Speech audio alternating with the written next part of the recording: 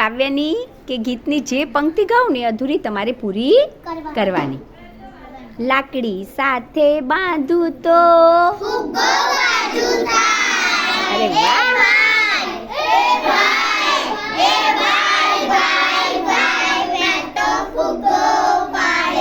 ચલો ખૂબ સરસ. હવે બીજા ગીતની લીટી ગાઉં. ભાઈ માટે ભમરડો લઈશું,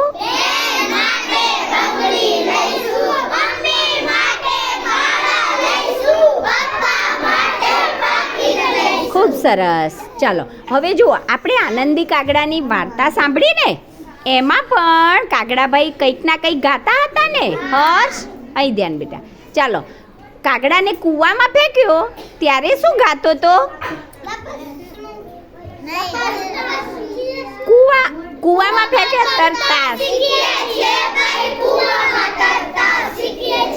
હા, તો આ રીતે કાગડાભાઈ પણ જુદા જુદા ગીતો ગાતા હતા. જુઓ, હવે કાગડાભાઈ જે ગીતો ગાયા ને એને બંધ બેસતી પંક્તિઓ અહીં તમારા સંપુટમાં આપેલી છે. તો એ પંક્તિઓ મેં અહીંયા પણ લખી છે અને બોર્ડ ઉપર પણ લખેલી છે, પણ તમારે જાતે ગાવા પ્રયત્ન કરવાનો છે, બરાબર? ચાલો હવે એની બંધ, હું જે પંક્તિ બોલું એની બંધ બેસતી પંક્તિ તમારે બોલવાની વારાફરતી. ચલો, હું જે કહું એ 2-3 જણે બોલવાની, એક સાથે નહીં. ચલો, જ્યારે કાગડાને કૂવામાં નાખ્યો ને ત્યારે કૂવાભાઈ ગાયા, કૂવામાં ફેંક્યો ત્યારે કાગડાભાઈ ગાયા. શું ગાયા હતા? કૂવામાં તરતા શીખીએ છીએ ભાઈ, કૂવામાં તરતા. ચાલો હવે એની બંધ બેસતી પંક્તિ કઈ આમાંથી?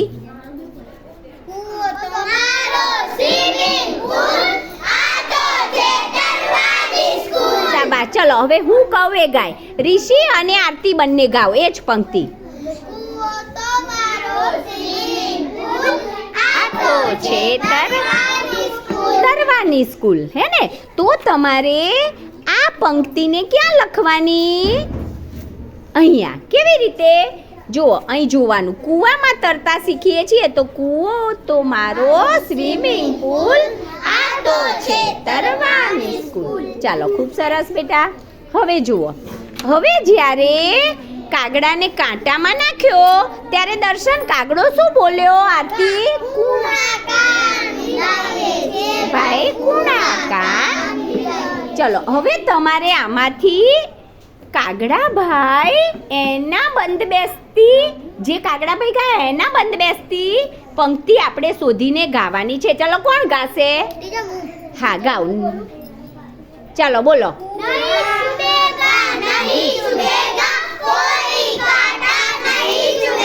અરે વાહ ભાઈ, તમે જબરા હોશિયાર બની ગયા. હા, ચલો ખૂબ સરસ. તો ચાલો ગોઠવો. ભાઈ આ પંક્તિ ક્યાં લખશો? ગોઠવી દો. હર્ષભાઈ.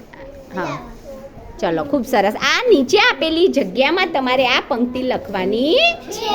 અરે વાહ ભાઈ.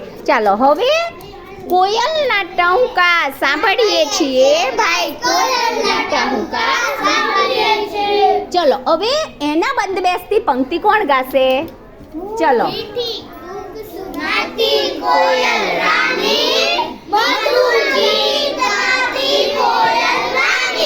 ચલો બધાને ખબર પડી ગઈ? ચલો ગાતા જાઓ. અને જીયાબેન અહીં ગોઠવો બેટા, કઈ પંક્તિ આવશે આમાંથી? આ લઈ લો, પંક્તિ ગોઠવો અહીંયા. ચલો, આ પંક્તિમાંથી ગોઠવવાની છે, બરાબર? ચલો, ક્યાં મૂકશો? કોયલના ટહુકા સાંભળીએ છીએ એની જોડે.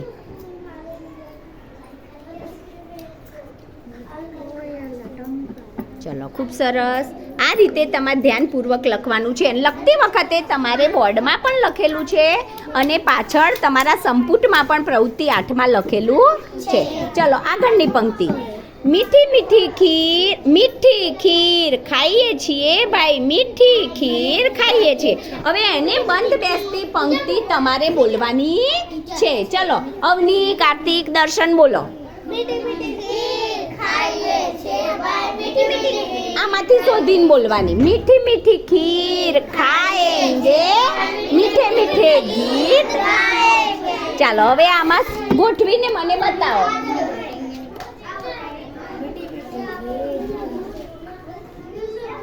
ચલો વેરી ગુડ બેટા. અને જ્યારે રાજાએ છાપરા પર ફેંક્યો કાગડાને ત્યારે કાગડાભાઈ શું ગાયા હતા? હવે અમે રાજમહેલ છીએ ભાઈ, હવે અમે રાજમહેલ જોઈએ છે. ચાલો હવે બધાએ ગાવાનું છે. તો એ વખતે કાગડાભાઈ એવું ગાય, એના બંદબેસથી કઈ પંક્તિ આવશે?